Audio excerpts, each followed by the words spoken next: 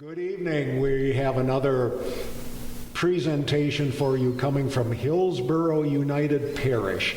And with me tonight, my featured guest is J.J. Gordon. J.J.'s in-laws are members here at the Hillsborough United Parish. So, J.J., introduce yourself. Sure, Tim, thanks so much for having me here. J.J. Gordon, I grew up in Fargo, North Dakota, and I went to Chicago where I got trained in some improv, and I was a member of the First Presbyterian Church in downtown Fargo. Shout out to Mary Holte. She's one of my favorite people on the planet. Yay, Mary! And I have been lucky enough to be brought into the Anderson family here. They have been devoted members of this church. In fact, just behind you, I'm seeing some confirmation photos, and I think I see my wife back in the day when she was confirmed here, just hanging on the wall. And now I spend my day talking to a microphone and hoping people listen on KFGO. I also have a podcast called JJ Meets World, where actually I got to interview the pastor who left right before you got here, Tim, and I got to speak with Dale Emery and have a wonderful discussion with him. And I'm lucky enough that the people here in Hillsborough have invited me twice now to come and have a special talk with them on a couple of Sundays, and I'm honored to be here with you. Thanks for having me. Hey, thanks for coming. I appreciate it. And part of the reason we're here today is I didn't want to bore you people anymore with just myself. I thought I better bring in somebody who will up my ratings on this. But anyway, I asked JJ about, what do you hear going on during this COVID-19 crisis? And, what's the word that your friends or other people or the perspective that they have on this? And so that's the impetus for our time together. And it was such a good question to ask me. What are people talking about? Because I think a lot of folks can assume and say, well, gosh, we need to do this, and we should be talking about that. But we don't have water coolers anymore. People aren't getting together at their favorite coffee shop every day. And so most of my conversations have been via video chat. I'm sure you can believe that. And what we've kind of been talking about amongst my peer group is the fact that we all feel this loss, this hole that we are having trouble filling right now.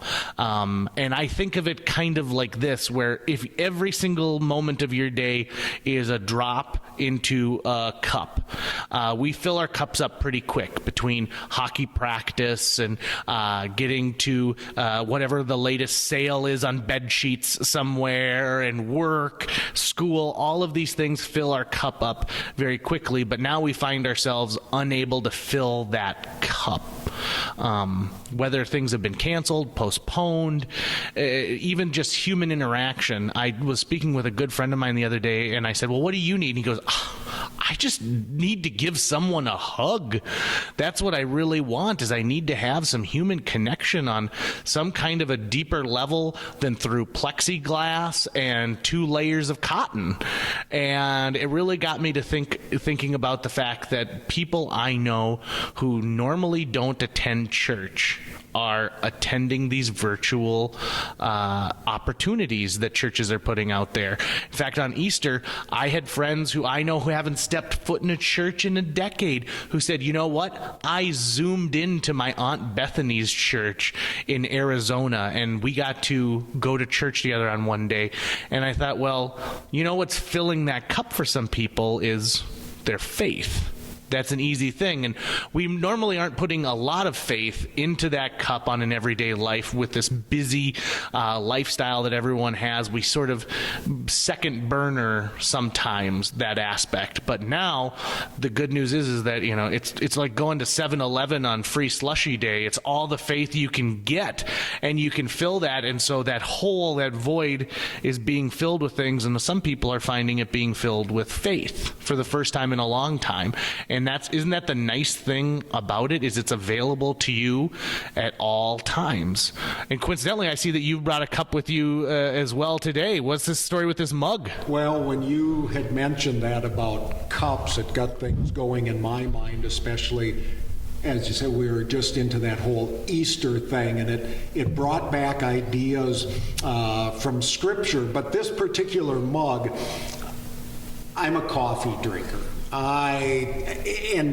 I only hang on to things that have meaning. So this particular mug was given to me in November of 2018 because I participated in, as along with my son-in-law in Arizona, but the last running of the Ghost Town 50-kilometer trail run out in the Gila Wilderness in New Mexico. And the gift for showing up was this mug. I had connections. I had done some previous Ghost Town events, but more important than the event itself to me was two things. The people who put it on. It's a husband and wife, very low-key, very simple kind of event, and yet the beauty of the Gila Wilderness. The other thing was the community that gets together to do this. Not a huge group. I think when I've done them before, maybe 35, 40 people at the best. And at this last one, I think there was 12 of us. Part of it, though, too, is everybody got one. I was one of the people who did not finish the event because I got to the last checkpoint. I didn't have enough time to finish, so I just said, I'm done, and visited with the person at that checkpoint. So anyway, that's the purpose and kind of the importance of this mug. Part of it, and it's just part of me, is it is pretty cool, and I like to take care of it. Unlike church mugs in a kitchen, there's a whole cupboard full of them. This one has some special meaning, and yet when you mentioned about filling mugs and other things, it made me think, what's the purpose of this mug? Is it simply a gift to put in the cupboard and look at it, which I do, but I don't sit there and stare at it because the cupboard's got a door on it and I can't see it all the time, and I take it out and I use it. Actually, it hasn't stained too bad from all the coffee I put in it. So it has some memory, it has some meaning that way. But what else? What do I fill it with? As you were talking about your friends. Well, and it's interesting, too, because you hit on something that I think is really important. And as we clean out our homes during spring cleaning, and a lot of people have free time to finally get to some of those projects around the house, I take stock in the things that we keep. And there's the utility versus the use between things. And so your mug has a utility. You fill it with coffee, you bring the coffee to your mouth, you refill the mug later. There's probably a washing somewhere, maybe third or fourth use. And but the use for itself is you use it to remember a different time. You use it to remind yourself of not only the relationship you share, but an event. I think that there's a reason why it's difficult for people to throw away yearbooks. It's hard for people to throw away a T-shirt that they might love. It's hard for me, for example, to throw away old posters from plays that I've been a part of.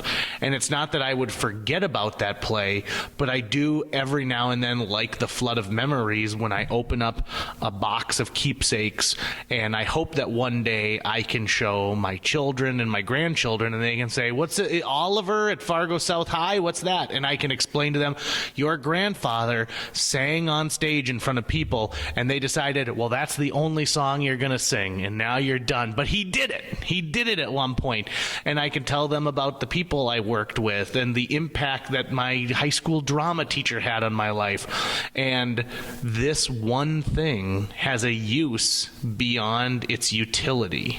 And I find that to be just amazing. And you see these things on people's countertops or in china cabinets, and the things that mean something to somebody else. I just helped my sister-in-law move into a new home And one of the things I moved was a filing cabinet. And I picked up the filing cabinet. I thought, oh, this is pretty light. Sounds good. I'll move this. And one of the drawers came open. It was full, both drawers full of stuffed animals. And I asked the question, well, what's the point of these stuffed animals? And the answer was simple. It's like, I like them. I have a fond memory of these things, and I remember where I was when I got this one. And we use that so often.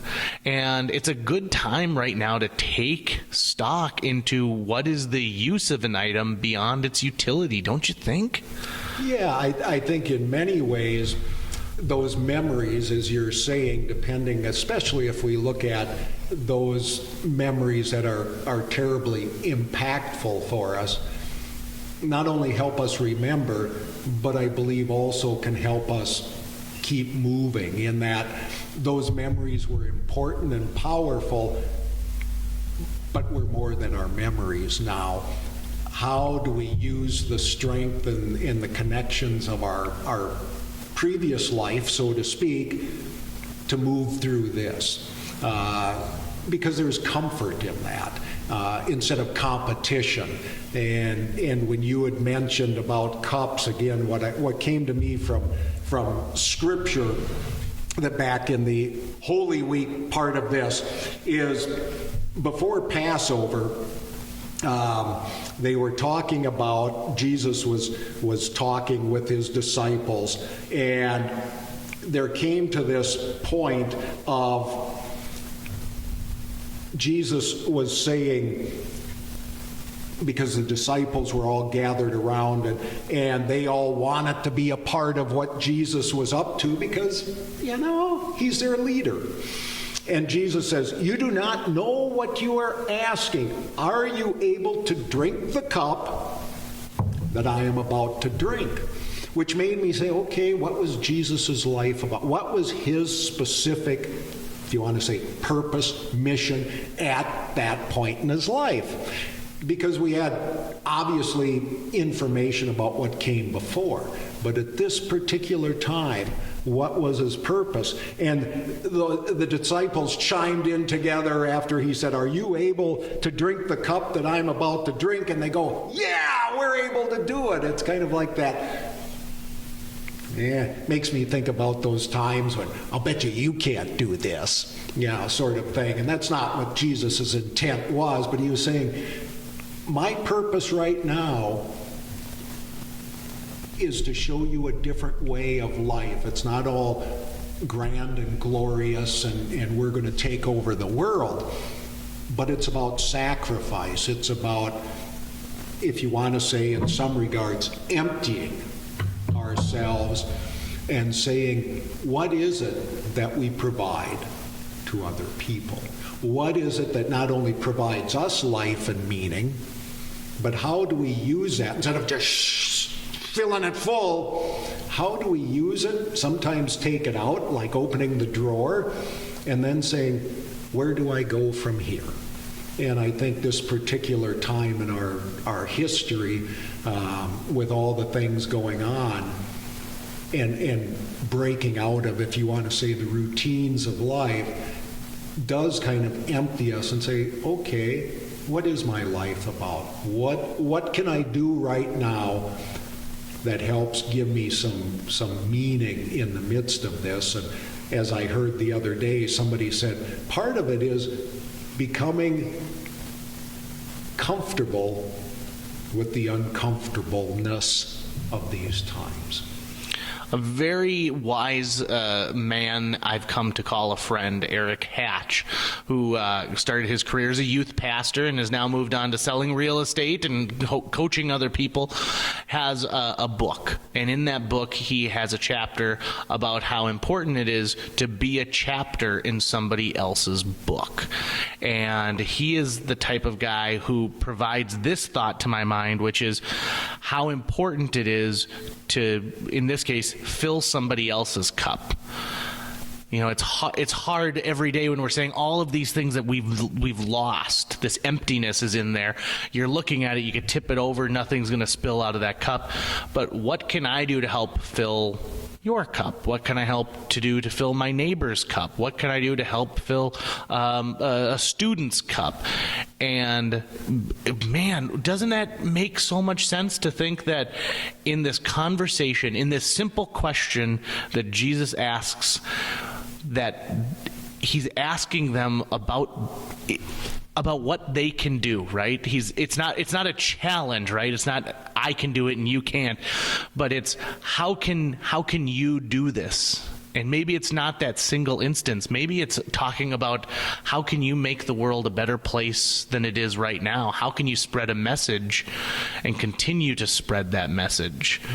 I find a lot of times I think of like, how can I help fill somebody else's cup? I'm really lucky. I get text messages and I get Zoom video calls from people all the time. I get invited up here to have a conversation with you, and hopefully our conversation and the people who watch this, it's helping fill their cup a little bit. And then those people can go on and help fill cups and on and on and on. And I'm not talking about a pyramid scheme. I'm not trying to sell anyone a phone card here. But maybe it gives them the energy to go on and do more good things in the world. Yeah, and as I see that and listen to that as well, it's especially in these, how do we do that creatively? Because in some ways, those old ways, being in Oliver on stage 2 years ago. No, how many years ago? At this point, for almost 20. Almost 20. But that was important, but